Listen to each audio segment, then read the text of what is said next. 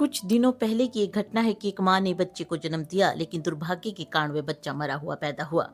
लेकिन माँ का दिल था कि मानने को तैयार ही नहीं हुआ कि उसका बच्चा मर चुका है। तभी बारी आती है अंतिम विदाई की, और जैसे ही अपने बच्चे को अंतिम बार माँ सीने से लगाकर रोती है, तो कुछ देर बाद उस मर चुके बच्चे की सांसें चलने लगती है। एक पल भर में यह कोई चमत्कार लग सकता है, लेकिन सचमुच में यह घटना माँ के स्पर्श से जुड़ी हुई है, जिसके प्यार दुलार ने सांसों को लौटाने पर मजबूर कर दिया। लेकिन हर माँ इस माँ जैसी नहीं होती। आजकल इंटरनेट पर जापान की एक कहानी वायरल हो रही है। इस कहानी में भी एक माँ का जिक्र है, जिसने जन्म देते ही अपने बच्चे को छोड़ दिया। वह बच्चा है पंच नाम का एक छोटा सा बंदर। पंच का जन्म 26 जुलाई 2025 को हुआ था, लेकिन जन्म के तुरंत बाद ही उसकी माँ ने उसे बेसहारा छोड़ दिया। जैसे जैसे पंच बड़ा हो रहा था, तो वह माँ के स्पर्श को ढूंढ रहा था, लेकिन उसे माँ नहीं मिल रही थी। वो गर्म कोमल स्पर्श नहीं मिल रहा था, जो एक बच्चे की जरूरत और सुरक्षा दोनों होता है।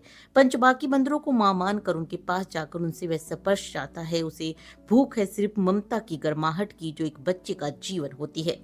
लेकिन सभी बंदर उसे खदेड़ देते हैं। तब वह उसी सॉफ्ट टॉय के पास जाकर लुढ़क जाता है, जो चिड़ियाघर के केयर टेकर ने उसे दिया, उसकी माँ के रूप में।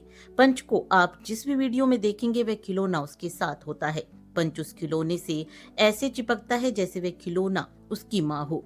कभी सीने से चिपकता है, कभी उसकी ओट लेकर अपना डर कम करता है। उसी खिलौने के साथ खाता है, रहता है, सोता है।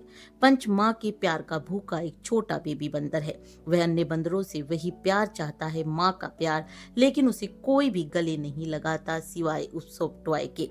पंच को बार बार दुत्कार मिलती है, लेकिन वह बिना शिकायत के चुपचाप उस खिलौने से लिपट जाता है और फिर से ढूंढने लगता है उस दुलार को, जो उसे केवल एक माँ दे सकती है। माँ की ममता, लाड दुलार या प्यार स्पर्श का कोई दूसरा विकल्प संभव नहीं लगता। लेकिन एक खिलौने ने इस छोटे से बंदर को जीना जरूर सिखा दिया है। कहते हैं कि जिसके पास माँ होती है, उसे फिर किसी बात का डर नहीं होता, क्योंकि उसकी सबसे बड़ी सुरक्षा उसकी माँ होती है। पंच के मामले में ऐसा नहीं है। उसकी माँ तो है, लेकिन उसके लिए नहीं है। पंच इस खिलौने के साथ रहकर यह सोचने पर मजबूर कर रहा है कि इस खिलौने ने उसे जीवन दिया, या इस खिलौने के साथ होने पर पंच के मन में जो इसे मां मानने का भाव आया, उसे इसे किसी भी तरह से स्वीकार कर ले। लेकिन एक खिलौना भी मां बन सकता है, यह सबसे बड़ी बात है।